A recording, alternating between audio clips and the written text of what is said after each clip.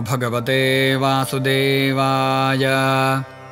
शौनक उवाच अथेममर्थं पृच्छामो भवन्तं बहुवित्तमं समस्ततन्त्रराद्धान्ते भवान् भागवत तत्त्ववित्। तान्त्रिकाः परिचर्यायां केवलस्य श्रियः पतेः अङ्गोपाङ्गायुधाकल्पं कल्पयन्ति यथा च यैः।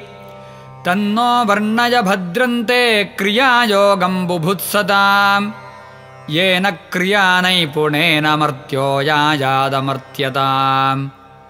सूत उवाच नमस्कृत्य गुरून् वक्ष्ये विभूतिर्वैष्णवीरपि याः प्रोक्ता वेदतन्त्राभ्यामाचार्यैः पद्मजादिभिः। मायाद्यैर्नवभिस्तत्त्वैः स विकारमयो विराट् निर्मितो दृश्यते यत्र सचित्के भुवनत्रयम्। एतद्वै पौरुषं रूपं भूः पादौ द्यौः शिरो नभः नाभिः सूर्योक्षिणीनासे वायुः कर्णौ दिशः प्रभोः। प्रजापतिः प्रजननमपानो मृत्युरीशितुः तद्बाहवो लोकपाला मनश्चन्द्रो भ्रुवौ यमः। लज्जोत्तरोधरो लोभो दन्ताज्योत्स्नास्मयो भ्रमः रोमाणि भूरुहा भूम्नो मेघाः पुरुषमूर्धजाः। यावानयं वै पुरुषो यावत्या संस्थयामितः तावानसावपि महापुरुषो लोकसंस्थया। कौस्तुभव्यपदेशेन स्वात्मज्योतिर्बिभर्त्यजः तत्प्रभाव्यापिनी साक्षात् श्रीवत्समुरसा विभुः। स्वमायां वनमालाख्यान्नानागुणमयीं दधत् वासश्छन्दोमयं पीतं ब्रह्मसूत्रं त्रिवृत्स्वरम्। बिभर्ति साङ्ख्यं योगं च देवो मकरकुण्डले मौलिं पदं पारमेष्ठ्यं सर्वलोकाभयङ्करम्। अव्याकृतमनन्ताख्यमासनं यदधिष्ठितः धर्मज्ञानादिभिर्युक्तं सत्त्वं पद्ममिहोच्यते। ओजस्सहो बलयुतं मुख्यतत्त्वं गदान् दधत् अपान्तत्वं दरवरं तेजस्तत्त्वं सुदर्शनम्। नभो निभन्नभस्तत्त्वमसिञ्चर्मतमोमयम् कालरूपं धनुष्यार्गं तथा कर्ममयेषुधिम्। इन्द्रियाणि शरानाहुराकूतेरस्य स्यन्दनम् तन्मात्राण्यस्याभिव्यक्तिं मुद्रयार्थक्रियात्मता। मण्डलं देवयजनं दीक्षा संस्कार आत्मनः परिचर्या भगवत आत्मनो दुरितक्षयः। भगवान् भगशब्दार्थं लीलाकमलमुद्वहन् धर्मं यशश्च भगवांश्चामरव्यजने भजत। आतपत्रं तु वैकुण्ठं द्विजाधामाकुतो भयम् त्रिवृद्वेदः सुपर्णाख्यो यज्ञं वहति पूरुषम्। अनपायिनी भगवती श्रीः साक्षादात्मनो हरेः विश्वक्सेनस्तन्त्रमूर्तिर्विदितः पार्षदाधिपः। नन्दादयोष्टौ द्वास्थाश्च तेणिमाद्या हरेर्गुणाः।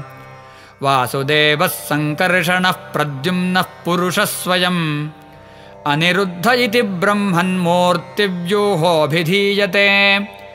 स विश्वस्तैजसः प्राज्ञस्तुरीय इति वृत्तिभिः अर्थेन्द्रियाशयज्ञानैर्भगवान् परिभाव्यते। अङ्गोपाङ्गायुधाकल्पैर्भगवांस्तच्चतुष्टयम् बिभर्ति स्म चतुर्मूर्तिर्भगवान् हरिरेश्वरः। द्विजऋषभस एष ब्रह्मयोनिः स्वयं दृक्स्वमहिम परिपूर्णो मायया च स्वयैतत्। सृजति हरति पातीत्याख्ययानावृताक्षो विवृत इव निरुक्तस्तत्परैरात्मलभ्यः।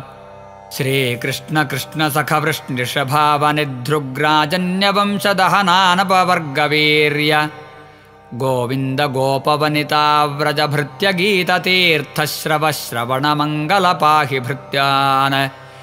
य इदं कल्य उत्थाय महापुरुषलक्षणं तच्चित्तः प्रयतो जप्त्वा ब्रह्मवेदगुहाशयम्।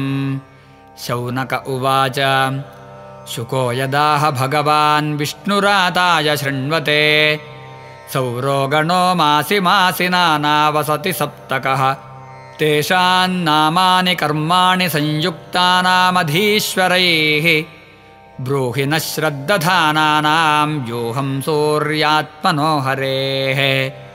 सूत उवाच अनाद्यविद्यया विष्णोरात्मनः सर्वदेहिनां निर्मितो लोकतन्त्रोऽयं लोकेषु परिवर्तते एक एव हि लोकानां सूर्यात्मादिकृद्धरिः सर्ववेदक्रियामूलमृषिभिर्बहुधोदितः कालो देशक्रियाकर्ता करणं कार्यमागमः द्रव्यं फलमिति ब्रह्मन्नवधोक्तो जया हरिः।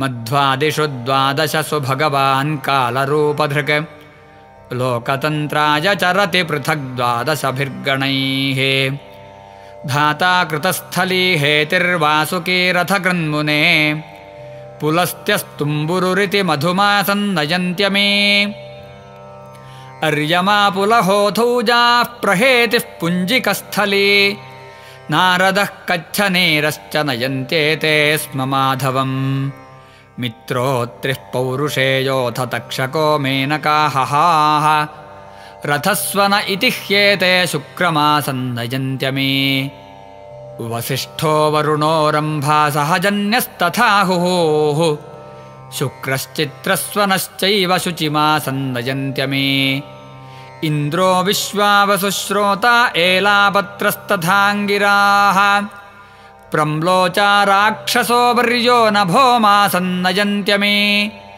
विवस्वानुग्रसेनश्च व्याघ्र आसारणो भृगुः अनुम्लोचा शङ्खपालो नभस्याख्यन्नयन्त्यमे पूषा धनञ्जयो वातः सुषेणः सुरुचिस्तथा घृताची गौतमश्चेति तपोमासन्नयन्त्यमे क्रतुर्वर्चा भरद्वाजः पर्जन्यः सेनजित्तथा विश्व ऐरावतश्चैव तपस्याख्यन्नयन्त्यमे अथांशुः कश्यपस्तार्क्ष्यऋतसेनस्तथोर्वशी विद्युच्छत्रुर्महाशङ्खः सहोमासन्नयन्त्यमे भगस्फूर्जोरिष्टनेमिरूर्ण आयुश्च पञ्चमः कर्कोटकः पूर्वचित्तिः पुष्यमासन्नयन्त्यमे त्वष्टा ऋचीकतनयः कम्बलश्च तिलोत्तमा ब्रह्मापेतोऽथ शतजिद्धृतराष्ट्र इशम्भराः विष्णुरश्वतरो रम्भा सूर्यवर्चाश्च सत्यजित् विश्वामित्रो मखापेत ऊर्जमासन्नयन्त्यमे एता भगवतो विष्णोरादित्यस्य विभूतयः स्मरतां सन्ध्ययोर्नृणां हरन्त्यं हो दिने दिने द्वादशस्वपि मासेषु देवोऽसौ षड्भिरस्य वै चरन् समन्तात्तनुते परत्रेह च सन्मतिम्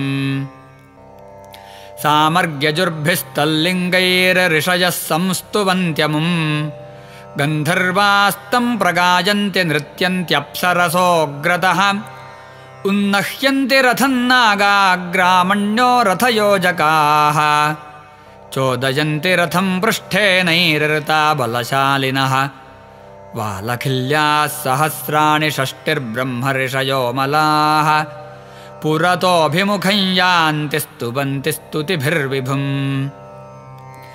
एवं ह्यनादिनिधनो भगवान् हरिरीश्वरः कल्पे कल्पे स्वमात्मानं व्योह्यलोकानवत्यजः इति श्रीमद्भागवते महापुराणे पारमहंस्यां संहितायां द्वादशस्कन्धे आदित्यव्यूहविवरणं नामैकादशोऽध्यायः सर्वत्र गोविन्दनामसङ्कीर्तनं गोविन्द गोविन्द।